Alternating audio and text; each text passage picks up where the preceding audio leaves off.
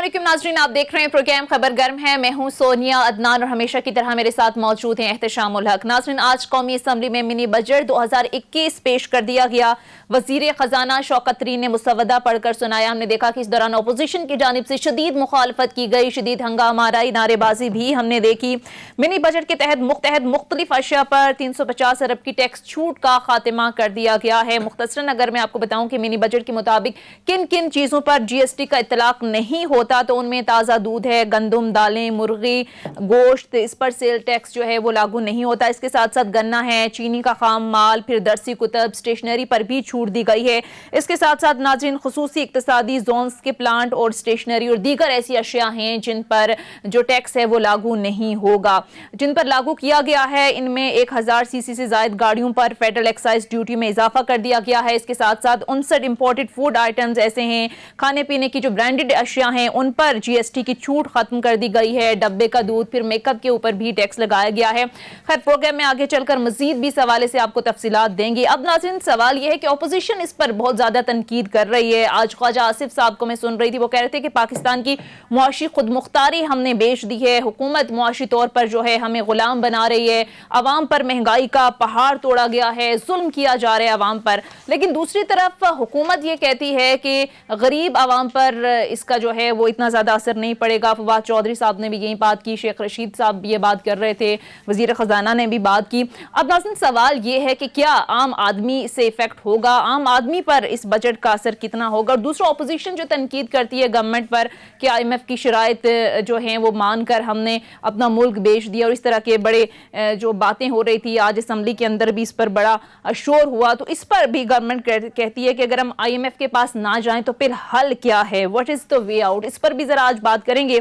सारी सूरत हाल पर तफसील से बात करने के लिए हमें प्रोग्राम के पहले हिस्से में ज्वाइन किया मुआशियात डॉक्टर साजिद अमीन साहब ने। बहुत बहुत शुक्रिया डॉक्टर साहब आपके वक्त का। इसके साथ साथ सीनियर एनालिस्ट आमिर जिया साहब भी हमें प्रोग्राम में ज्वाइन कर चुके हैं। बहुत शुक्रिया आमिर जिया साहब आपका भी। डॉक्टर साहब, सबसे पहले आगाज आपसे ही कर लेते हैं। जाहिर है आज ये मिनी बजट जो है वो तो पेश कर दिया गया है कौमी असम्बली के अंदर। अब हुकूमत इस हवाले से कह रही है, शेख रशीद साहब कह रहे हैं, फवाद चौधरी साहब ने भी कहा कि बराह रास्त जो इफेक्ट है वो गरीब आदमी पर उस तरह से नहीं होगा। तो आपको लगता है कि गरीब आदमी, जाहिर है महंगाई की चक्की में पहले ही आवाम पिस रही है, तो कितना मजीद इफेक्ट करेगा ये मिनी बजट?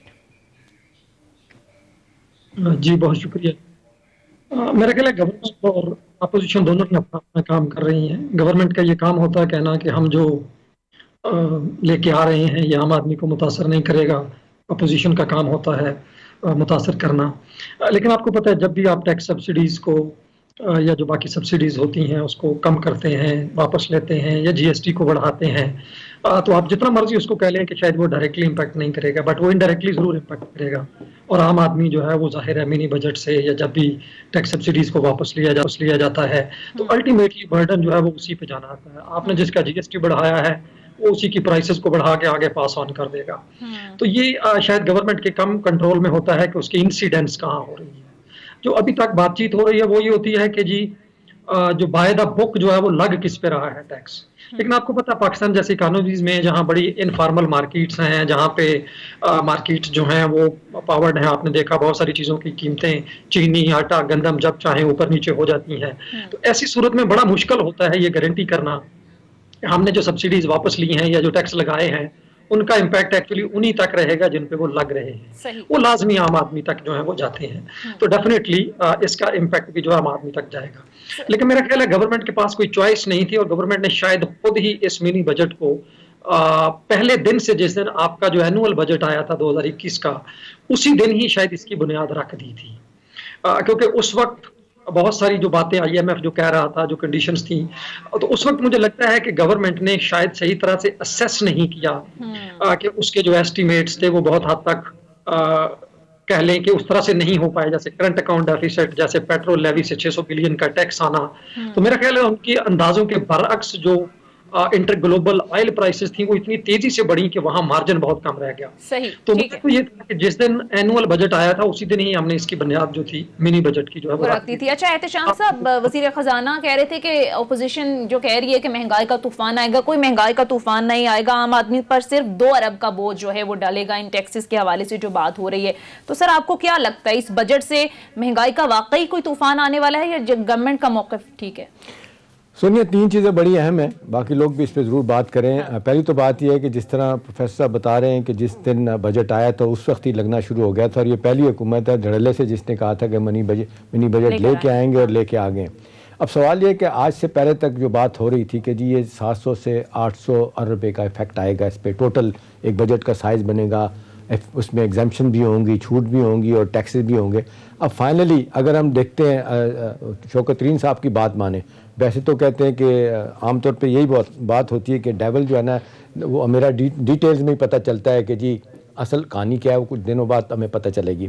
अब उनकी बात पे जाया जाए तो ये 343 अरब रुपया का टोटल साइज़ बनता है इसके, जिसमें 71 अरब के टैक्सेस हैं और 2 अरब के टैक्सेस हैं जो आम आदमी के लिए। बाकी वो कहते हैं एग्जाम्पशन हमने ख़त्म किए हैं, इसी तरह से लग्जरी आइटम उन पे हम टैक्स लगाएंगे। आम आदमी के हवाले से वो बता भी दिया कि दूध, चीनी, गंदम, इन पे दालों पे हम कोई टैक्स नहीं लगा रहे।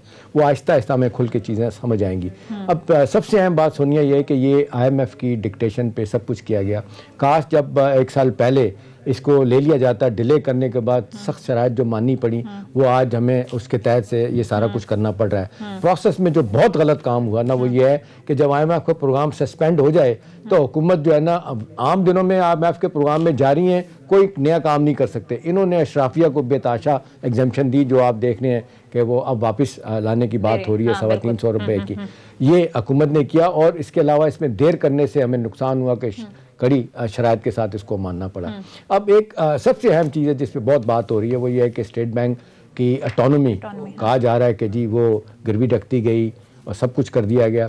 मेरे लिए ये थोड़ी सी आमिर रियाज साहब आप भी ज़रूर इस पर बात कीजिएगा, जो एक सेटिस्फाइंग सी चीज़ लगती है वो ये है कि इसमें स्टेट बैंक के हवाले से एक्ट में तरमीम तो की उन्होंने 1956 के जो सजेस्ट की है, उसमें ये नहीं कहा गया कि इस हवाले से कोई बाकायदा आइन साजी होगी। वो कहते हैं कि इसमें बकौल शौकत तरीन साहब के कि एक सिंपल मेजॉरिटी के ज़रिए हम एक चीज़ इंटैक्ट कर रहे हैं और कल अगर हम समझेंगे कि ये कोई ऐसी बुरी चीज़ है तो हम इसको ख़त्म कर देंगे। सिंपल मेजॉरिटी से ऐसा नहीं है कि जी आइन का हिस्सा बन जाएगी। एक दूसरी बात ये वो ये कह रहे हैं कि जी ये बोर्ड ऑफ डायरेक्टर्स जो लगाए जाएंगे नॉमिनेट हुकूमत करेगी स्टेट बैंक के और लगाएगी भी खुद ही, ठीक है। और ये उन्होंने कहा कि ये हमने IMF की बात नहीं मानी कि जी प्रोसिक्यूशन यानी कोई बंदा गलत काम करता है उसके खिलाफ इन्वेस्टिगेशन नहीं होगी, हमने IMF की बात नहीं मानी। ये चले अच्छी बात होगी, ठीक है। तीसरी इसी हवाले से जो अहम बात सामने आई है कि वो डिप्टी गवर्नर आपने लगाना है और जो छोटे मोटे काम करने हैं वो एडमिनिस्ट्रेटिव एक अथॉरिटी दी जाएगी। फिस्कल एंड मॉनेटरी बोर्ड हुआ करता है इसका, उसको IMF ने कहा था ख़त्म कर दें। इन्होंने कहा चलें ख़त्म नहीं करते कि इनफॉर्मल एक्शन इसका रहेगा, इंटरेक्शन इसमें होता रहेगा। चलें ये ठीक है। दूसरी बड़ी अहम बात है जो मेरा ख्याल है सबके लिए अच्छी है, वो डॉक्यूमेंटेशन ऑफ द इकोनॉमी है, जो टैक्सेस लोग नहीं दे रहे थे। अभी आप देख लें आज भी जब से हुकूमत आई है, पहली हुकूमतें भी जिस तरह रजिस्ट कर रहा है बिजनेसमैन छोटा हो बड़ा हो टैक्स नहीं देना, अब डॉक्यूमेंटेशन होगी। अगर ये फॉर्मली जिस तरह के अब आगे आने दिनों में इसको नेशनल असेंबली मंजूर करेगी, फिर एक सवाल होगा कि हमारे रेवेन्यू बढ़ने कि नहीं बढ़ने। मसला ये है कि जिस अंदाज से हमारे रेवेन्यू कम हो रहे हैं, जिस अंदाज से आप देख लें 6 ट्रिलियन का हमने मुश्किल से पूरा करना है ये रेवेन्यू, अब हुकूमत उसको 8 ट्रिलियन तक लेके जाना चाहती है। उसके लिए ज़रूरी था कि इस तरह के मैयर लिया जाए। अब देखना यही है कि जो बातें आज शौकत तरीन साहब ने कही हैं उस पर कायम रहते हैं या इन बिटवीन कुछ और चक्कर निकल आता है। ठीक है आमिर रियाज साहब, ये जो स्टेट बैंक के ऑटोनॉमी के हवाले से ज़ाहिर अपोजिशन बड़ी तनकीद कर रही है, आज भी बड़े सख्त अल्फाज इस्तेमाल किए। ख्वाजा आसिफ साहब कह रहे हैं कि पाकिस्तान को ना बेचें, पाकिस्तान की मुआशी खुद मुख्तारी हम बेच रहे हैं, स्टेट बैंक का कंट्रोल हम IMF को दे रहे हैं। तो सर इसी सारी सूरत हाल को आप कैसे देखते हैं? अभी ज़ाहिर है एहतशाम साहब ने भी बड़ा अच्छा इसको एक्सप्लेन किया। तो गवर्नमेंट इस हवाले से कहती है कि अगर हम IMF के पास ना जाएं तो फिर हल क्या है? जिस मुश्किलात में हम गिर चुके हैं, जो मुआशी मुश्किलात में हम आ चुके हैं, हल क्या है? ज़ाहिर है कि जो हिज़्ब इख्तिलाफ की जमातें हैं वो कोई मुतबादिल जो है हल देने में तो नाकाम रही हैं कि अगर ठीक है IMF से अगर पुल आउट करते हैं तो क्या करेंगे, ये एक बहुत बड़ा सवाल है। اور اس کے نتیجے کے اندر یہ جو آپ اگر اپنے بانڈ فلوٹ کرنا چاہیں گے، جو آپ بین الاقوامی مارکیٹس میں اگر آپ جانا چاہیں گے تو یقیناً پاکستان کے روپے پہ بھی دباؤ پڑے گا، یہاں پر ایک جو ہے ایک زیادہ ایک منفیت آئے گی ہمارے اس کے اندر. لیکن بات یہ ہوتی ہے کہ حکومت جن لوگوں نے ماضی میں نیگوشیٹ کیا ہے آئی ایم ایف کے ساتھ، اس کے نیگوشیٹ کرنے کے طریقے ہوتے ہیں. اب اگر حالات اتنے برے ہو گئے کہ انہوں نے آپ کو الٹی چھری سے ذبح کر دیا تو پھر تب تو کچھ نہیں ہو سکتا، اور لگ یہی رہا ہے کہ الٹی چھری سے ذبح کیے گئے ہیں. جس میں مجھے اس بات پہ اتنی تشویش نہیں ہے، یہ جو 343 ارب روپے کے جو اضافی ٹیکسز یا وڈرا انہوں نے کیا ایگزمپشن، یہ چیزیں یہ قیامت گزر جائے گی لوگوں سے. 4-6 مہینے مہنگائی ہوگی. ہمیں سیاق و سباب بھی سمجھنا چاہیے کہ جناب بین الاقوامی انرجی پرائسز جو ہیں اپنی آل ٹائم ہائی پر ہیں. یورپ دیکھیں، امریکہ دیکھیں، 4 سے 6 گنا جو ہے انرجی پرائسز میں اضافہ ہو چکا ہے. وہ سب اپنی جگہ، اور اسی طرح ورلڈ کموڈٹی پرائسز اگر آپ دیکھیں وہ اپنے ریکارڈ لیولز کے اوپر ہیں. تو یہ چیز جو ہے اس میں حکومت کی بہت ساری چیزیں اس کے بس سے باہر ہیں، اور اس کے اوپر ظاہر ہے کہ انہیں اقدامات کرنے اور ہمیں اس کو بھگتنا پڑے گا. لیکن جو اصل قابل بحث بات ہے کہ اسٹیٹ بینک کی آٹونومی ہو سکتا ہے، جیسے بھی شام صاحب فرما رہے تھے کہ جی اتنا اس کا ڈیمیجنگ امپیکٹ نہیں ہے، لیکن کیا کیا جائے کہ کم از کم مجھے یاد نہیں پڑتا، شام صاحب کریکٹ کریں، کہ کبھی بھی تاریخ کے کسی دور میں اسٹیٹ بینک آف پاکستان اتنا متنازع بنا ہو، اس کا گورنر اتنا متنازع بنا ہو جتنا آج بنا ہے. مجھے تو یاد نہیں پڑتا. 30 سال مجھے صحافت کرتے ہوئے ہو گئے. محمد یعقوب صاحب ہوا کرتے تھے اس زمانے میں گورنر، اس کے بعد سے گنتے چلے ہیں. ایک سے قداور شخصیت آتی تھی، کسی پر آپ انگوش نمائی نہیں کر سکتے تھے. اور اسٹیٹ بینک کے بارے میں ہمیشہ بات بہت احتیاط سے کی جاتی تھی، جرنلسٹ بھی اسی طرح بات کیا کرتے تھے. تو کیا وجہ ہے کہ اسٹیٹ بینک جو ہے سب سے زیادہ تنقید کی زد میں، اور اس کی وجہ جو ہے آپ نے جس اس کے لیڈرشپ کا جو چنا ہے اس کی وجہ سے یہ سب کچھ ہو رہا ہے، کہ جس طرح کے وہ بیانات دیکھتا ہے، جس طرح کا اس کا کنڈکٹ ہے. اور آپ نے ایک بہت ہی جونیئر افسر کو جو کہ عامر صاحب معذرت کے ساتھ، عامر صاحب آپ کی اس بات میں میرا خیال ہے اتنا وزن ہے کہ شاید کسی اور بات میں نہیں ہو سکتا جب ہم ڈسکس کر رہے ہوں آئی ایم ایف کو اور اسٹیٹ بینک کو ذکر کر رہے ہوں. اس میں کوئی دو رائے نہیں ہے کہ جتنے کنٹروورشل آدمی کو لگایا گیا، جس طریقے سے ایک جونیئر لیول آدمی کا لگایا گیا، ایجپٹ کا بیڑا غرق کر کے آئے وہ، اور کہنے والے لوگ صحیح کہتے ہیں کہ وہ اکنامک ہٹ مین جو ہے نا بہت بڑے ثابت ہوں گے، ادا نہ کرے، وہ اپنی جگہ ہے. لیکن میں یہ کہہ رہا ہوں کہ آن گراؤنڈ اس وقت جو صورتحال میں بتائی گئی ہے اس کے حوالے سے یہ اتنی خطرناک نہیں ہے. ایک چیز جس کا میں ذکر کرنا بھول گیا تھا، جو مجھے خطرے کا الارمنگ بات لگتی ہے عامر صاحب، وہ یہ ہے کہ اس بارے میں انہوں نے کوئی بات نہیں کی کہ یہ جو آپ نے انڈیپینڈنٹلی اجازت دے گا اسٹیٹ بینک کہ جی ہم نے انٹروین کرنا ہے کہ نہیں کرنے کا، ایکسچینج ریٹ کیسے جائے گا، ابھی 180 تک چلا گیا روپیہ، اس کو بڑھاتے چلے جائیں گے. آپ دیکھ لیں فیڈرل ریزرو بینک امریکہ کا بھی انٹروین کرتا ہے، سینٹرل بینک لنڈن بھی کرتا ہے، بنڈنس بینک جو ہے نا آپ دیکھیں یورپین بینک وہ بھی انٹرونشن کرتا ہے ٹائم. اگر یہ نہیں کرتے تو یہ بڑا خوفناک آمد. دوسرا جو ہے نا جی وہ جس طریقے سے انٹرسٹ ریٹ بڑھانے کی بات ہو رہی ہے، اب یہ دیکھنا ہے کہ کیا آئی ایم ایف اس پہ دونوں چیزوں پہ اڑ گیا ہے، ان کو بات ماننی پڑے گی. اگر یہ کرنا پڑے گا تو معذرت کے ساتھ پھر وزن لگے گا کہ واقعی سوورنٹی ہماری جو ہے نا کمپرومائز ہوئی ہے.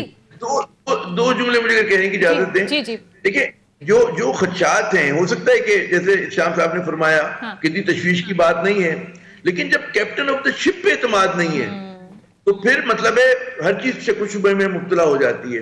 کیونکہ جب آٹونومی نہیں بھی تھی تب بھی اسٹیٹ بینک کے گورنر نے جو کارنامے انجام دیے، اس میں دو چیزیں ہیں کہ ہمارا جو کرنسی کو جس طرح سے ڈپریشیٹ کروایا گیا.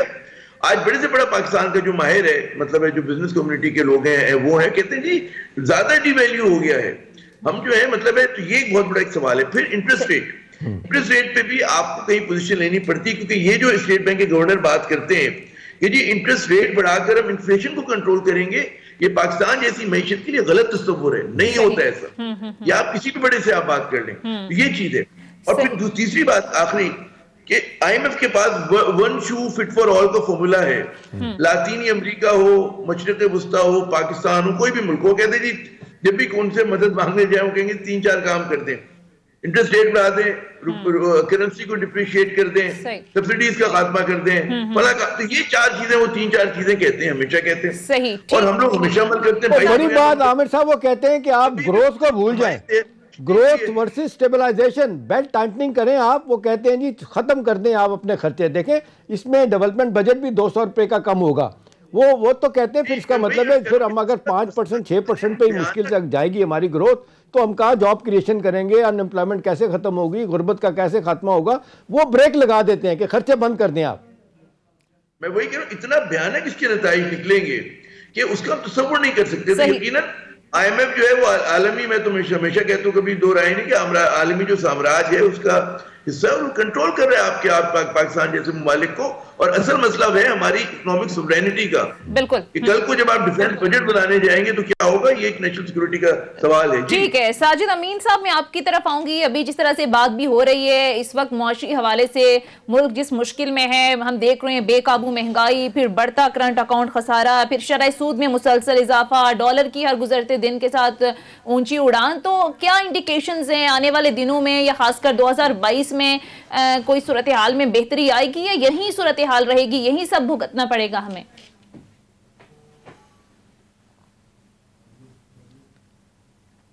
ساجد امین صاحب. جی آپ اگر مجھے اجازت دیں تو میں کچھ اسٹیٹ بینک کے حوالے سے ایک آدھ جی پلیز.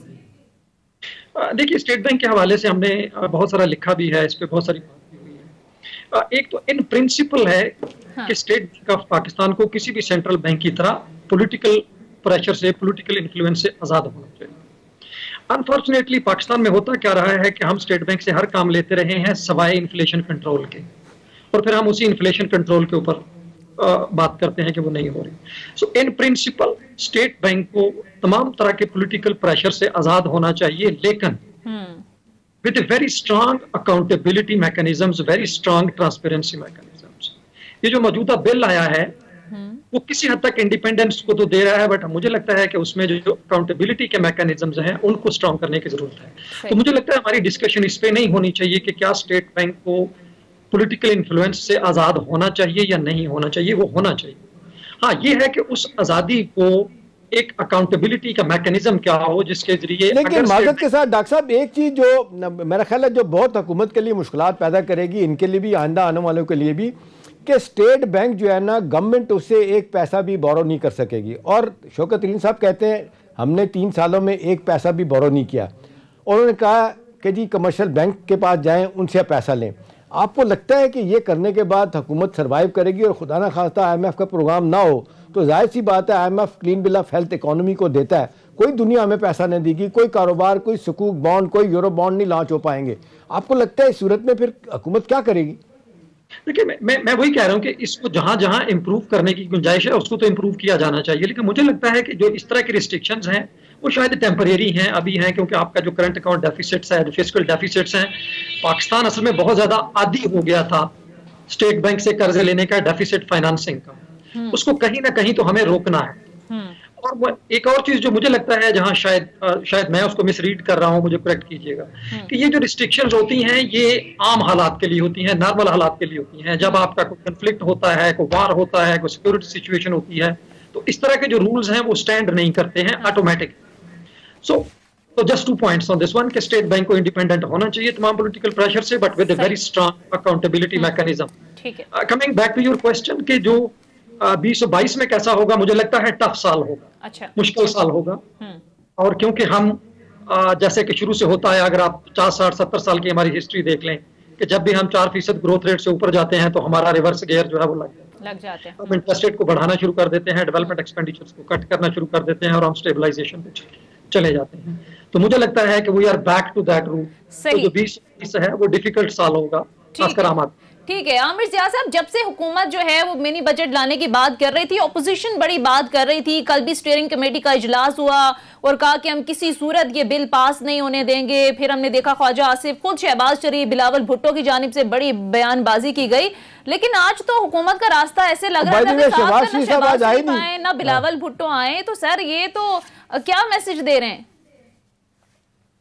المیہ یہ کہ جو ہماری حزب اختلاف ہے وہ بھی بیچاری حزب اختلاف ایسی ہی ہے. ان کی آپ سنجیدگی کا بالکل یہ جو بھی احتشام صاحب فرما رہے تھے کہ ان کے ایک رہنما ہی نہیں آئے اور وہ کوئی میننگ فل ڈیبیٹ بحث مباحثہ ہی نہیں کر سکتے.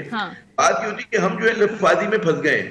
ایک طرف لفظی حکومت کی ہے اور ریاست مدینہ کی بات کرتی ہے، بڑی اچھی بات ہے، خدا کرے بنا سکے. دوسری طرف لفظی ہم دیکھتے ہیں حزب اختلاف کی ہے، لیکن اس لفظی میں کوئی میٹر نہیں ہے. وہ یہ نہیں بتا رہے کہ جی ٹھیک ہے اگر میں رد کرتا ہوں اس چیز کو تو میں اس کا متبادل منصوبہ کیا دے رہا ہوں. کیونکہ حزب اختلاف جو ہے وہ شیڈو گورنمنٹ ہوتی ہے. اس کا کام یہ ہے کہ اگر آپ کہتے ہیں جی آئی ایم ایف سے ہمیں چھٹکارا حاصل کرنا ہے تو پھر آپ دوسری راہ تجویز کریں. اگر آپ یہ کہتے ہیں کہ ٹھیک ہے IMF کی یہی باتیں اگر فرض کریں ہمیں ماننی چاہیے تو یہاں پر ہمیں چیز تسلیم نہیں کرنی چاہیے تاکہ ایک میننگ فل ڈبیٹ ہو سکے. تو میں دیکھتا ہوں کہ ہماری وہ میننگ فل ڈبیٹ نہیں ہو رہی کسی بھی فورم پہ. اور جو ماہرین ہیں معاشی ماہرین جیسے ساجد امین صاحب ہیں اور ڈاکٹر اشفاق حسن خان ہوئے, حفیظ پاشا صاحب ہوئے اور جو بڑے ہمارے میں سمجھتا ہوں بڑے نام ہیں, ان کے انپٹ کی زیادہ ضرورت ہے. تو ہمارے یہاں جو ہے ان چیزوں پہ ایک میں سمجھتا ہوں غیر سنجیدہ بحث, نعرے بازی, اس سے زیادہ ہم آگے بڑھتے نہیں ہیں. اور اس سے آپ ان کی سنجیدگی کا اندازہ لگا لیں کہ موجود ہی نہیں تھے آج. ہاں اچھا احتشام صاحب, کل سے ہم پروگرام میں ڈسکشن کر رہے تھے, بلکہ جب سے منی بجٹ کی بات ہوئی کہ پتہ نہیں اپوزیشن ٹف ٹائم دے گی, یہ پاس ہوگا یا نہیں ہوگا. ان کے تو اپنے لیڈر آئے نہیں, نہ شہباز شریف نہ بلاول بھٹو. چلیں ان کا یہ خیال ہوگا کہ ابھی تو منی بجٹ پیش ہوا ہے, اس کے بعد بحث ہوگی, پرپوزلز ہیں جو فائنل مرحلوں میں آئیں گے تو آ کے بیٹھ جائیں گے. لیکن یہ عامر صاحب صحیح کہہ رہے ہیں کہ غیر سنجیدگی ہے. دو بڑی پارٹیوں کے بڑے رہنما اگر نہیں ہوں گے تو میسج کیا جائے گا ان کے ووٹرز کو, سپورٹرز کو, کہ بھئی صرف یہ تو خود اقتدار میں آنے کے لیے گیم میں راستے ڈھونڈ رہے ہیں, کبھی پنڈی والوں کے پاس, کبھی رائٹ, کبھی لیفٹ, کبھی ان ہاؤس چین, کبھی اس طرح کی ساری باتیں کر رہے ہیں. عامر صاحب میرے لیے جو اس سارے معاملے میں سب سے اہم بات, بل میرے لیے کیا, آپ کے لیے بھی, ہر آدمی کے لیے بھی ہے, وہ بار بار جو کہہ رہے ہیں کہ جی اس سے مہنگائی نہیں ہوگی. اور ایک بات پہ آج انہوں نے کہا کہ آپ مجھے بتائیں میں اپنا سر پھوڑ لوں, کیا کروں. شوکت عظیم صاحب کہتے ہیں کہ آپ کیوں پاکستان کی بات کرتے ہیں, 1% مہنگائی امریکہ میں تھی, 6% وہاں پہ ہوئی ہے, انگلینڈ میں 1% تھی, 1% کم سی, 5.5% وہاں ہوئی ہے, اس طرح باقی جگہوں پہ ہوئی ہے. پھر وہ کہتے ہیں کہ مجھے بتائیں کہ میں کیا کروں کہ ہمارا پیٹرول امپورٹ کر رہے ہیں 42 سے, یہ ہم $57 پر بیرل پہ ہم لے رہے ہیں. خضری تیل وہ کہتے ہیں یہ 700 سے 1400 ٹن جو ہے نا ڈالر پہ ہوا. اسٹیل امپورٹس, کوئلہ امپورٹس, کہتے ہیں ہم اس میں کیا کر سکتے ہیں. یہ ساری دنیا جو ہے نا اس میں آئی ہے, ہم کچھ نہیں کر سکتے.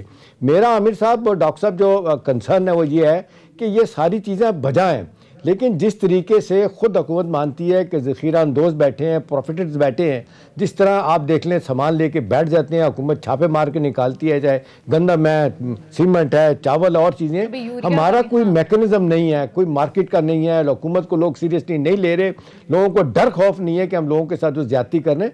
یہ 80% سے زیادہ جو ہے نا, یہ میں سمجھتا ہوں کہ خود کی پیدا کر دی یہ مہنگائی ہے, جس کا حکومت کو دور کرنا ہے, حکومت کو نوٹس لینا, حکومت کا یہاں پہ فیلئر ہے. جی بالکل درست فرما رہے ہیں. یقیناً مطلب ہے کہ ورلڈ کموڈٹی پرائسز کی میں جو اضافہ ہوا ہے وہ تو سب کو پتہ ہے, ہمیں دہرانے کی ضرورت نہیں. حتیٰ کہ کنٹینرز کی پرائسز میں اضافہ ہو گیا. جو کنٹینر جس میں آتا تھا اگر وہ چند $100 کا ہوتا تھا وہ $3,000-4,000 کا مل رہا ہے. تو یہ سب چیزیں اپنی جگہ حقیقت ہے. پھر لیکن مس مینجمنٹ بھی ہے, پھر ذخیرہ اندوزی بھی ہے, اور ہمارے جو ریاستی ادارے ہیں اور ہماری جو جوڈیشل نظام ہے وہ ان لٹیروں کو, ذخیرہ اندوزوں کو, جو کالا بازار کرتے ہیں ان کو سزا دینے سے قاصر ہے. تو یہ وہ ہوتا ہے نا کہ بھئی کریلا اوپر سے نیم چڑھا, تو زیادہ تلخیوں میں اضافہ ہو گیا ہماری. تو ان چیزوں کو, عوام کے دکھ درد کو ذرا سے مینج کیا جا سکتا تھا, میٹیگیٹ کر سکتے تھے. لیکن میں یہ پھر بھی کہوں گا کہ بہت ساری چیزیں جو ہیں شوکت ترین صاحب جو فرما رہے ہیں وہ beyond the control of this government ہے, یہ ماننا پڑے گا. لیکن بلڈ کانفیڈنس ان کو ایسے کرنے چاہیے کہ جی غیر متنازع شخص اسٹیٹ بینک میں ہو, اکاؤنٹیبلٹی ہو رہی ہو, کالا بازار جو کرتے ہیں, ذخیرہ اندوزی کرتے ہیں, ان کے خلاف کارروائی ہو رہی ہو. تو کچھ اگر میجرز لیے جائیں تو غالباً حکومت کو بھی اس سے فائدہ ہوگا, اس کی مطلب ہے گڈ ول بڑھے گی, اور کچھ عوام کو بھی ریلیف ملے گا. جی سونیا. جی ساجد امین صاحب, ابھی جس طرح سے ڈسکشن چل رہی ہے کہ 3 سالوں سے ہم سن رہے ہیں کہ یہ جو مہنگائی کا ایک عنصر ہے اس پر گورنمنٹ ایک تو ظاہر ہے کہتی ہے کہ کورونا آ گیا, پھر انٹرنیشنل مارکیٹس کا جو بھی ایک فیکٹر تھا کہ وہاں جب پرائسز بڑھتی ہیں تو پاکستان میں بھی اس کا ظاہر افیکٹ ہوتا ہے. لیکن یہ جو مس مینجمنٹ کا فیکٹر ہے یہ کتنا افیکٹ کر رہا ہے گورنمنٹ کو؟ اب 2 سال رہ گئے ہیں, پرائم منسٹر نوٹسز لیتے ہیں, کیبنٹ میٹنگز بلائی جاتی ہیں, لیکن اس کے باوجود کنٹرول نہیں ہے. تو یہ کب ادراک ہوگا گورنمنٹ کو؟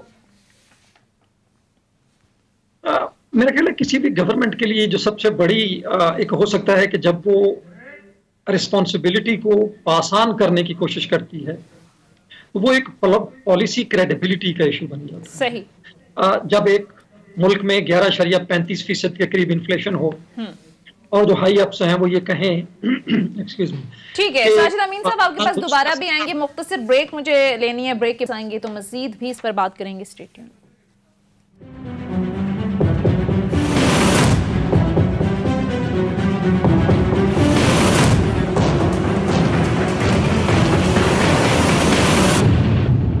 Welcome back. एहतेशाम साहब, ज़ाहिर है महंगाई तो पहले से ही है, हम डिस्कस करते रहते हैं। अब ज़ाहिर है मिनी बजट के हवाले से अपोजिशन भी अपना एक नैरेटिव बना रही है कि इससे महंगाई का एक और तूफान आ जाएगा और ज़ाहिर है आवाम पर असर तो पड़ेगा ही। तो सर, ये अवामी जो गम और गुस्सा है वो बर्दाश्त कर पाएगी गवर्नमेंट? देखें, एक सिर्फ ऑप्टिक्स की तक बात नहीं रह जानी चाहिए, आगे भी चलना चाहिए। अभी ये बयानात की हद तक तो ये कहें कि जी 2 रुपये के टैक्सेस हैं, उससे कोई ख़ास फ़र्क नहीं पड़ेगा। प्रोसेस में बहुत ज़्यादा फ़र्क पड़ेगा जब ज़ख़ीरा अंदोज़ और नाजायज़ मुनाफा खोर जो है ना, इसमें से डेफिनेटली बहुत कुछ लेंगे। थोड़ी सी चीज़ जब बढ़ाई जाती है तो आधे से ज़्यादा वो ख़ुद अपने तौर पे बढ़ा लेते हैं। उसकी बुनियादी वजह है कि लोग सीरियसली हुकूमत को नहीं लेते। जितने हुकूमत के स्टेटमेंट आते हैं, माज़रत के साथ प्राइम मिनिस्टर साहब कहते हैं मैंने नोटिस लिया, घबराना नहीं इन बातों से, और लोग जो है ना उसकी कैफियत कुछ और बन जाती है, मजाक बन जाते हैं। असल बात ये है कि हुकूमत को इस फ्रंट पे बैठ के सोचना होगा। पहले एक ज़माने में होता था, शहरों में मार्केटों में गवर्नर अपना कमिश्नर होते थे, उनको बुलाया जाता था, मजिस्ट्रेट का इंस्टीट्यूशन होता था, मार्केट कमेटियाँ होती थी, शहर के सारे लोग कमिश्नर के पास बुलाए जाते थे, हफ्ते में 2 हफ्ते में बैठ के चीज़ें तय होती थी। अब ये सब ख़त्म हो गया है। सवाल ये है कि सारे लोग अगर पैसा बनाने में लग जाएं, हर तरफ से करप्शन जो है ना, वो पाकिस्तान के प्राइम मिनिस्टर ख़ुद कहते हैं, जब लाहौर गए थे थोड़ा सा पहले कहा था कि करप्शन का रेट बढ़ गया है। इसी तरह से मुनाफाखोर, नाजायज़ मुनाफाखोरों का भी रेट बढ़ गया है। तो मेरा सोनिया खदशा यह है कि ये महंगाई का तूफ़ान आएगा। अब इसको रोकना कितना मुश्किल होगा, कितना आसान होगा, अब यहाँ डिपेंड करता है। ये हुकूमत का बहुत बड़ा एक टेस्ट केस है, ये चैलेंज है, हुकूमत का इम्तिहान है, हुकूमत इस हवाले से क्या करेगी। अब तक तो माजरत के साथ जो मैय्यर लिए गए वो बहुत नाकाफ़ी हैं। रिजल्टेंटली अब जब सारी दुनिया में बात की जाती है तो वहाँ पे भी और बेशुमार सहूलतें भी हैं ना। जो इवन जो यूरोप के आप देख लें मुल्क हैं, स्पेन ले लें, जो थोड़े कंपैरेटिवली इकॉनमी ठीक नहीं है, पुर्तगाल है, ठीक है, ग्रीस है, वहाँ पे भी आप देख लें कोई हेल्थ कवर है, कोई और इंश्योरेंस का कवर है, मेडिकल है, कोई और बहुत सारी चीज़ें हमारे भी करने की कोशिश की जा रही है, इनकम भी ज़्यादा है। अब बात ये है कि भाई आपकी आप देखने पर कैपिटा इनकम कम हो गई है, पहले से कम हो गई है, $1600 तक थी, आपकी $1250 पे आ गई। इकोनॉमी का टोटल हुजम, ये मुझे अच्छी तरह याद है, ये $325 बिलियन से ज़्यादा का था, आज ये दोबारा से $375 बिलियन पे आ खड़ा हुआ है। बांग्लादेश आप देख लें 2200 अरब उनका है, आप देख लें पर कैपिटा इनकम हमारी $1200 की है, उनकी $2250 की है। तो ये वो चीज़ें हुकूमत को इस पर डेलिब्रेट एफर्ट करना पड़ेगा। सिर्फ तकरीरों से, प्रेस कॉन्फ्रेंसेस से ये मसला हल नहीं होगा, कंक्रीट मेजर लेने पड़ेंगे। अदरवाइज आपने देख लिया महंगाई की बुनियाद पे आप देख लें केबी का इलेक्शन मारे गए, हुकूमत के लोग खुद कहते हैं महंगाई की वजह से। पर अगर पंजाब में इलेक्शन होगा, वहाँ पे सूरत हाल होगी, तो 2023 का सिनेरियो मुश्किल हो जाएगा। सामने नजर आ रहा है। साजिद अमीन साहब, कंक्रीट मेजर्स लेने चाहिए, एहतेशाम साहब क्या कह रहे हैं? अभी जिस मुश्किल में हम आ चुके हैं, क्या हल है? हुकूमत को फौरी तौर पर क्या इकदाम करने चाहिए, आपको क्या लगता है? मेरा ख्याल सबसे पहला जो है वो तो गवर्नमेंट को मानना चाहिए कि महंगाई एक मसला है। अभी तक लगता है वो लेवल ऑफ कमिटमेंट नहीं है। जब बहुत हाईएस्ट ऑफिसेज ये कहें कि पाकिस्तान सस्ता तरीन मुल्क है, तो आम आदमी को लगता है कि ये गवर्नमेंट जो है वो नॉन सीरियस है इसके ऊपर। और जो प्रॉफिटियर्स हैं उनको लगता है कि नहीं, अभी भी हमारे पास मार्जिन है कि हम मजीद होल्डिंग्स कर लें, मजीद प्रॉफिट्स को बढ़ा लें। तो एक तो ये है कि इस हकीकत को मानना होगा कि इस वक्त पाकिस्तान का सबसे बड़ा मसला जो है वो महंगाई है, नंबर 1।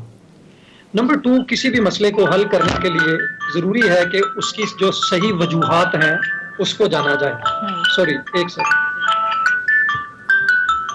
जी। उसकी जो वजूहात हैं उसको जाना जाए। तो मुझे लगता है कि अभी भी गवर्नमेंट शायद एक डिनाइल के मोड में है कि ये अमेरिका में भी महंगाई हो गई है, हर जगह। देखिए, अमेरिका की महंगाई डिफरेंट है, वहाँ ट्रिलियंस ऑफ डॉलर्स का पैकेज आया है स्टिमुलस, वहाँ जॉब्स बढ़ रही हैं साथ साथ। पाकिस्तान में जॉब्स कम हो रही हैं लेकिन महंगाई बढ़ रही है। इंपोर्टेड इन्फ्लेशन अगर है तो ये इंडिया और बांग्लादेश में इस तरह से क्यों नहीं आया जिस तरह से पाकिस्तान में आया हुआ है। तो उसकी जो वजूहात हैं उसको सही तरह से डायग्नोज करना दूसरा स्टेप होगा जो कि गवर्नमेंट को करना चाहिए। सही, ठीक है। अच्छा जी, बात मुकम्मल कीजिए सर। तीसरा स्टेप होगा कि फिर कंक्रीट मेजर्स को लेना, और जिसमें मुझे लगता है कि जैसे इत्तेशाम साहब ने भी कहा कि जो आपकी प्राइस कंट्रोल कमेटीज हैं, मिस गवर्नेंस का एक बहुत बड़ा शेयर है मौजूदा इन्फ्लेशन में। उसको बहुत हद तक बेहतर किया जा सकता है अगर आप उसको, जो लोकल प्राइस कंट्रोल कमेटीज हैं, उनको इफेक्टिवली एंगेज कर सकें। तो मसले का मानना, उसकी वजूहात का जानना और डिनाइल मोड से बाहर आना आई थिंक सबसे अहम होगा इस इन्फ्लेशन को कंट्रोल के लिए। عامر ضیاء صاحب، یہ مشکلات تو اپنی جگہ پر موجود ہیں، دیگر بھی کافی مشکلات ہیں گورنمنٹ کے اینڈ پر. اب دیکھیں حالیہ جو بیک ٹو بیک بیانات آ رہے ہیں، پی ایم ایل این کی جو لیڈرشپ ہے وہ الگ ڈیل کے تاثر دے رہی ہے، پھر پیپلز پارٹی بھی کچھ بات کر رہی ہے، پرائم منسٹر کا جو حالیہ بیان کے راستے بنائے جا رہے ہیں نواز شریف کو لانے کے، تو ایک سینس آف پینک ہم دیکھ رہے ہیں گورنمنٹ کے اندر بھی. آج بھی عمران خان سے جب سوال کیا کہ حکومت مشکل میں ہے تو انہوں نے کہا کوئی مشکل نہیں ہے گورنمنٹ کو. پھر جب سوال کیا گیا نواز شریف کی واپسی کے حوالے سے تو انہوں نے کہا جب سعودی عرب میں گئے تب بھی یہی کہا جا رہا تھا، لیکن تب کا سینیریو دیکھ لیں. تو سر کیا چل رہا ہے؟ آپ کو لگتا ہے کہ حکومت واقعی مشکل میں ہے، پینک میں ہے؟ دیکھیے، ایک مشکل تو یہ ہے کہ آئی ایم ایف کے دباؤ کے تحت اور خراب معیشت کی وجہ سے بڑے غیر مقبول فیصلے کرنے پڑ رہے ہیں، جس کی قیمت یہ لوگ انہوں نے بائی الیکشن میں ادا کی، لوکل باڈیز میں کریں گے اور غالباً 2023 میں بھی کریں گے. تو یہ سب سے بڑی مشکل ہے، اور کسی بھی الیکٹڈ گورنمنٹ کے لیے جس کو دوبارہ عوام کے سامنے پیش ہونا ہو تو اس کے لیے ایک سب سے میرے خیال میں ایک کڑوا گھونٹ، ایک کہتے ہیں نا زہر کا پیالہ پینے کے مترادف ہے. یہ بڑا ایک چیلنج ہے. اب دوسری آگے سیاسی محاذ پہ کیا ہو رہا ہے. اب سیاسی محاذ پر میں سوال کرتا ہوں کہ جو سازشی مفروضے میں سن رہا ہوں، کراچی تک اس کی ہوائیں آ رہی ہیں اور میرے خیال میں اسلام آباد میں زیادہ گرما گرمی اس معاملے پہ کہ جی کوئی ڈیل ہو رہی ہے، اور ڈیل کے لیے، لیکن میرا سوال ہے کہ وہ ڈیل کے لیے آگ کیا دونوں طرف لگی ہوئی ہے یا خواہش ڈیل ہے؟ وہ خواہش ڈیل پاکستان پیپلز پارٹی اور نون لیگ کی جانب سے ہے یا واقعی جن سے وہ ڈیل کرنے کا دعویٰ کر رہے ہیں؟ ظاہر عمران خان سے تو ڈیل نہیں کر رہے، تو ڈیل کی باتیں جو اشارے کنایوں میں کر رہے ہیں وہ اسٹیبلشمنٹ یعنی کہ فوج سے کہہ رہے کہ ہم ڈیل کر رہے ہیں. سوال یہ پیدا ہوتا ہے کہ کیا یہ منطقی بات ہے، کیا یہ آئینی بات ہے، کیا یہ قانونی بات ہے، اور کیا یہ اصولی بات ہے کہ ایک کنوکٹڈ شخص کہ وہ اس کو ایک دم آپ دوسرے دھو کر مسند کہتے ہیں نا وزیر اعظم بنا دیں گے اس کو. تو یہ مجھے ایسے شخص کو تو یہ بڑا غیر منطقی سی بات لگتی ہے کہ ایک دم جو ہے پاکستان کی 22 کروڑ قوم جو ہے بچہ جمہورہ کی طرح گھوم جائے گی اور اسے کہا جائے گا کہ جی یہ تو بڑے نیک آدمی ہیں اور یہ تو شریف خاندان تو آپ کا اور زرداری خاندان جو اس ملک کا مستقبل ہے اور عمران خان بہت برے ہیں، اور اس کے بعد جو سفر ہے دوبارہ ماضی کی طرف جائے گا. تو مجھے یہ بات ہضم نہیں ہوتی. پھر ظاہر اسٹیبلشمنٹ کے لیے بھی اگر دیکھیں نا، الزام لگایا جاتا ہے کہ اسٹیبلشمنٹ نے ہٹایا، حالانکہ ہٹایا جو تھا وہ پیناما کیس کی وجہ سے ہٹے تھے نواز شریف صاحب. تو آپ کے خیال میں اسٹیبلشمنٹ جس پہ یہ ہمیشہ پیپلز پارٹی کہتی ہے کہ مداخلت کر رہے ہیں سیاست میں، اور جی نون لیگ یہ کہتی ہے سیاسی بیانیہ جو ان کا ہے، تو خود دعوت دے رہے ہیں اس کو، جو ہے کی بات کر رہے ہیں اور وہ بھی یہ کر رہے ہیں. تو مجھے کسی طرح یہ بات ہضم نہیں ہوتی. اور اگر عمران خان کو قبل از وقت ہٹایا گیا تو یہ ان کو ایک پولیٹیکل مارٹر یعنی کہ سیاسی شہید بنا دیں گے. اس کا فائدہ قوم یہ بھول جائے گی کہ مہنگائی تھی، اور پھر قوم دوبارہ انہی لوگوں کے گریبان کو پکڑے گی. کیونکہ دیکھیں زرداری خاندان اور شریف خاندان آئی ڈونٹ نو کہ ٹھیک ہے ان کے کچھ آنے والے ہیں، لیکن بہت سارے ایسے لوگ ہیں کہ جو ان کے متعلق کچھ بات کے شکار ہیں. جی ٹھیک ہے، ایک بریک لیتے ہیں، بریک کے بعد واپس پھر مزید ایشوز پر بھی بات کریں گے. Stay tune.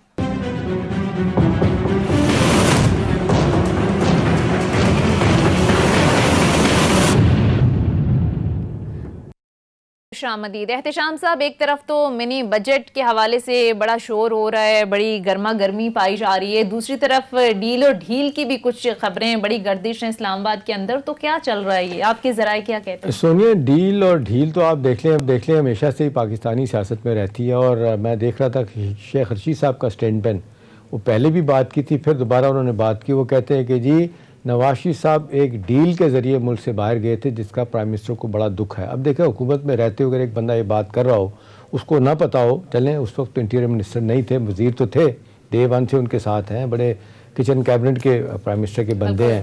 اگر ان کو نہیں پتا چلا، وہ دے کے چلے گئے ہیں جل ان کو، تو بہرحال یہ تو وہی بات آتی ہے کہ لڑائی کے بعد جو مکہ یاد آئے اپنے آپ پہ مارنا چاہیے. اب سوال یہ ہے کہ جتنی تیزی کے ساتھ یہ معاملہ فضل آؤٹ ہوا ہے، یہ خود ہی پی ایم ایل این کے لوگوں نے کر دیا ہے. آپ دیکھ لیں ایاز صادق سے معاملہ شروع ہوا اور ان کے 3 اسٹیٹمنٹ اس میں آئے، اور آخری اسٹیٹمنٹ یہ تھا کہ میں خود مجھے لانا پڑا تو میں لے کے آؤں گا، جنوری میں آ رہے ہیں وہ.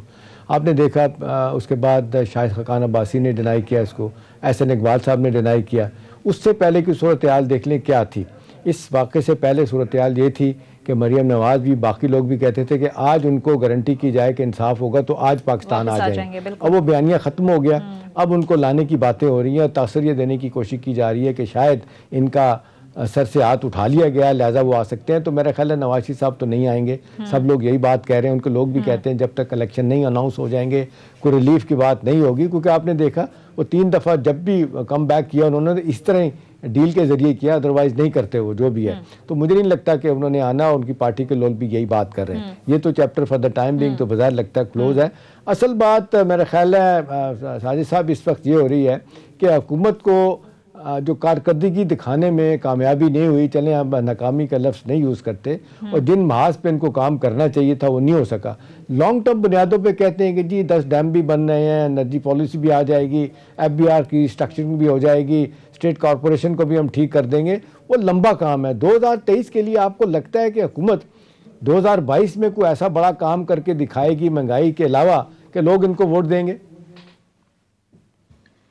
एहतिशाम साहब, मुझे लगता है कि जो जैसे आपने खुद भी कहा ना कि गवर्नमेंट से शायद प्रायोरिटी सेटिंग्स में शुरू में जब आए तो थोड़ी सी मुझे लगता है कि गलती हुई।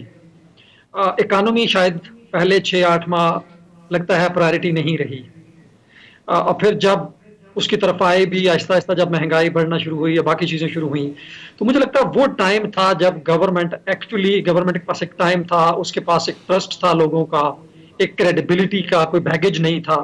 उस वक्त वो ज़्यादा बेहतर पोजीशन में थी करने के। अभी मुझे लगता है कि इन हालात में बड़ा डिफिकल्ट होगा कि जब आपने IMF के प्रोग्राम को भी रिटेन करना है, और हमें ये नहीं भूलना चाहिए कि IMF का प्रोग्राम हमारे लिए अब एक्चुअली डबल इंपॉर्टेंट इसलिए हो गया हुआ है कि इवन जो सऊदी फ्रेंडली डिपॉजिट्स हैं हमारे पास, उनकी जो डिफॉल्ट है वो भी IMF के डिफॉल्ट से लिंक्ड है। और अगर ये दोनों इस तरह के इश्यूज हो जाते हैं तो बहुत ज्यादा जो इम्पैक्ट है करंट अकाउंट डेफिसिट पर उस पर आ जाएगा। एक चीज जो मुझे लगता है कि गवर्नमेंट को कर सकती है, शॉर्ट टर्म में करना चाहिए, उसको मजीद स्ट्रेंथन करने की जरूरत है, वो उसका सोशल प्रोटेक्शन का जो प्रोग्राम है, आपका जो एहसास का प्रोग्राम है। क्योंकि क्योंकि जब आप स्टेबलाइजेशन मोड में जाते हैं तो बहुत कम मार्जिन रह जाता है आपके पास को बहुत ज्यादा नई मुलाजमत। चले ये प्रोफेसर साहब आमिर साहब से पूछ रहे थे, आमिर साहब इस पे बड़ा जोर दे रहे हैं, इस पे बड़ा जिसको कहते हैं प्राइड भी ले रहे हैं, उनका ख्याल है, क्लेम कर रहे हैं कि अगले साल 2022 में हम ये एहसास प्रोग्राम भी, उसके साथ साथ मेडिकल ग्राउंड पे जो हम लोगों की मदद कर रहे हैं और इस तरह के और छोटे लोन दे रहे हैं, और अब तो 20 लाख तक 25 लाख तक भी लोन देने की बात कर रहे हैं। ये ऐसा हम पंजाब में कर देंगे तो उसके बाद हमारे लिए आसान होगा इलेक्शन जीतना। आपको लगता है ये डुएबल है? देखिए, हुकूमत यकीनन कोशिश करेगी, लेकिन देखिए सियासत खेल होता है परसेप्शन का, नैरेटिव बिल्डिंग का। अब उसमें जो है हिज़्ब इख्तिलाफ खुसूसन नून लीग जो है बड़ा इफेक्टिव तरीके से मीडिया मैनेजमेंट कर रही है। और जो अगर आप सोशल मीडिया उठा के देखें, जितने पहलवान हैं हमारे उसके मीडिया के, बहुत सारे पहलवान आपको छोड़ के श्याम साहब, और इसी तरह जो आपके मेन स्ट्रीम मीडिया पे देखें तो सारे के सारे जिस तरह का बयानिया करें तो बड़ा मुश्किल होगा हुकूमत के लिए। और एक तो सारे साथियों का ये भी होता है कि जी हुकूमत वक्त की मुखालफत जो होता है, हम समझते जब तक नहीं करेंगे उस वक्त का मसला साफ ही नहीं है। तो ये भी एक उसमें वजह है। फिर दूसरी वजह ये कि कमजोरियां भी हैं, और जाहिर है कि जैसा साहिद अमीन साहब फरमा रहे थे कि जी शुरू के दिनों में जो इन्होंने तरजीहात का तयन था वो दुरुस्त नहीं किया, और उसमें सबसे बड़ा मसला था कि जो गैर अहम चीजें थी इनको अहम लगी, और जो अहम थी उसको नजरअंदाज किया। यानी कि ये जब माशी बहाली की बात कर रहे थे तो ये भैंसे बेच रहे थे, गाड़ियां फरोख्त कर रहे थे, वो जो सारी सेकेंडरी चीजें होती हैं और बहुत ही ऑप्टिक्स की चीजें होती हैं, लेकिन मीनिंगफुल काम। आप मुझे बताइए कि इन्होंने प्राइवेटाइजेशन के सिलसिले में क्या किया, white elephant, energy sector reforms में क्या हुआ, जुडिशियल रिफॉर्म्स का क्या हुआ, एजुकेशन सेक्टर के रिफॉर्म की बात होती है, वो भी मुझे नहीं पता कि बेल कितना चढ़ी है नहीं चढ़ी है। तो आप जो की इनके वादे थे वो पूरे नहीं कर सके, उसमें हालात की मजबूरियां भी थी। मैं ये नहीं कह रहा कि नीयत का फुकदान था, हालात भी ऐसे थे, लेकिन लोग नतीजा देखते हैं। वो हमें हमारे अफसर होते थे, वो ये कहा करते थे जी पैसे जो होते हैं वो कोशिश के नहीं होते, नतीजे के होते हैं। तो आप कहें जी मैंने बड़ी कोशिश की, 5 साल तक कुछ नहीं हुआ, लेकिन नतीजा अगर सिफर है तो फिर तो ऑर्डर इन द हाउस वाली जो बात होती है, लोग कहते हैं कि जो केपी में जो कुछ हुआ उसका असर कुछ नहीं हुआ, लेसन लर्न नहीं हुआ, उल्टा उन्होंने काम ऐसा किया कि जी ये जो सारी तंजीम उन्होंने तोड़ दी अपनी सारी की सारी नीचे से ऊपर तक, और वजीरों को लगा दिया। एक वजीर आप बताएं, वजीर भी होगा और वो सेक्रेटरी जनरल भी होगा, सदर भी होगा। आपको लगता है कि इससे कोई फायदा होगा? नजरियाती लोग को बुला दिया गया, अच्छे लोगों को टिकट नहीं दिए गए, तो ये कैसे कम बैक करेंगे? میں جلدی سے جواب دوں. اس کے اتنی بڑی غلطی کی ہے یہ. دیکھیے جب ہمیشہ عمران خان صاحب کہتے تھے کہ جی وزراء کو اور تنظیم کا معاملات الگ الگ ہونے چاہیے. اس کروشل دور میں اصولی طور پہ وزراء کو جو ہونا ہی نہیں چاہیے تھا. پھر آپ اس میں سلیکشن دیکھیں. اسد عمر بطور جنرل سیکرٹری وہ عوامی آدمی نہیں ہے, وہ کارپوریٹ ورلڈ کے پرنس ہیں. اور وہ پرنس جو ہوتا ہے وہ عوامی آدمی نہیں ہوتا. اچھے آدمی ہوں گے, بہت مطلب ماشاءاللہ ہینڈسم ہے, بلند قد ہے, قد و قامت ہے, لیکن عوامی آدمی نہیں ہے. علی زیدی جن کو سندھ کی پوسٹ سونپی گئی ان کو کراچی کے لوگ سیریسلی نہیں لیتے. ٹھیک ہے نا. اچھا اسی طرح آپ جائیں شفقت محمود صاحب. شفقت محمود صاحب کتنے عوامی آدمی ہیں کہ پنجاب کو آرگنائز کریں گے. ایک ان میں آپ کہیں خٹک صاحب ایسے ہیں کہ جو کچھ بیٹنگ کر کے رن بنا لیں گے. مگر اگر یہ لوگ اتنی سنجیدہ ہیں تو ان کو بولنے کی وزارتیں چھوڑیں.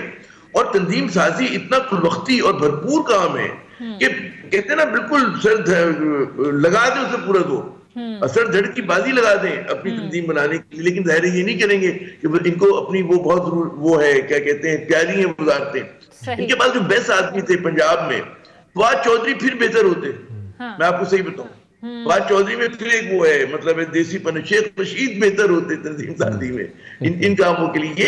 یہ ان بابو لوگوں کو لگا دیا ان لوگوں نے. آپ کہہ رہے ہیں کہ اس کا کوئی فائدہ نہیں ہے اور یہ غلطی کی ہے. اور دوسرا احتشام صاحب, کے پی کے الیکشن میں شکست کے بعد پرائم منسٹر کا وہ ٹویٹ کہ اب ساری ذمہ داری جو ہے میں خود پر لیتا ہوں, یہ سب کچھ میں خود دیکھوں گا, یہ بیان دینا اور پھر جو ہے وہ تحلیل کر دینا, نئی تنظیمیں تشکیل دینا, آپ کو لگتا ہے کہ آگے چل کر اللہ نہ کرے دوبارہ سے صورتحال یہی ہوتی ہے تو پھر تو سیدھا سیدھا بلیم پرائم منسٹر پہ جائے گا؟ 3 نام عامر صاحب تواتر کے ساتھ پارٹی کے اندر بھی باہر بھی اداروں کے لوگ بھی کہتے ہیں کہ 3 نام جو سامنے ہیں ان کو ہٹانا پڑے گا. کے پی سے محمود خان کو, بزدار صاحب کو پنجاب سے اعظم خان پرنسپل سیکرٹری. وہ کہتے ہیں کہ یہ 3 بندوں کے گرد ساری چیز گھومتی ہے, اگر ان کو ہٹایا نہیں جائے گا. کیا گورنر اسٹیٹ بینک تو چلیں وہ معاشی محاذ پہ وہ آپ بالکل صحیح کہتے ہیں, ان کو بھی ہٹانا بڑا ضروری ہے. لیکن سیاسی طور پہ اگر آپ کچھ چاہتے ہیں کہ آپ کو کور کریں, اور پنجاب میں آپ دیکھ لیں اب لوکل باڈیز الیکشن ہونے ہیں, وہ ریپلیکا اگر ہو گیا یہی والا کے پی کا تو کیا ہوگا. اور پھر 2023 میں تو لوگ نہیں توقع کر رہے ہیں ان سے. عام طور پہ یہی کہا جا رہا ہے کہ بڑے فیصلے کرنے کا وقت آ گیا, نظریاتی لوگوں کو ساتھ لے جانے کا وقت آ گیا. ٹھیک ہے آپ کا سپورٹر, آپ کا ویل وشر ابھی تک آپ کے ساتھ ہے. بہت سارے لوگ آج بھی آپ کو کہتے ہیں کہ جی بہت ساری برائیوں کے باوجود آپ اپنی جگہ پہ ٹھیک کام کر رہے ہیں, لیکن ابھی بہت ٹائم لگے گا حکومت کو بڑے فیصلے کرنے ہیں. ٹھیک ہے, آپ کہہ رہے ہیں کہ حکومت کو ابھی مزید وقت لگے گا بڑے فیصلے کرنے میں اور وقت کم ہے, مقابلہ سخت ہے. بہرحال پروگرام کا وقت بھی ختم ہو چکا ہے. بہت بہت شکریہ ڈاکٹر صاحب آپ کے وقت. صاحب سینئر اینالسٹ, احتشام صاحب آپ کا بھی شکریہ. ناظرین یہ تھا ہمارا آج کا پروگرام کے حوالے سے فیڈ بیک ضرور دیجیے گا. اگلے پروگرام تک اجازت دیجیے. خدا حافظ.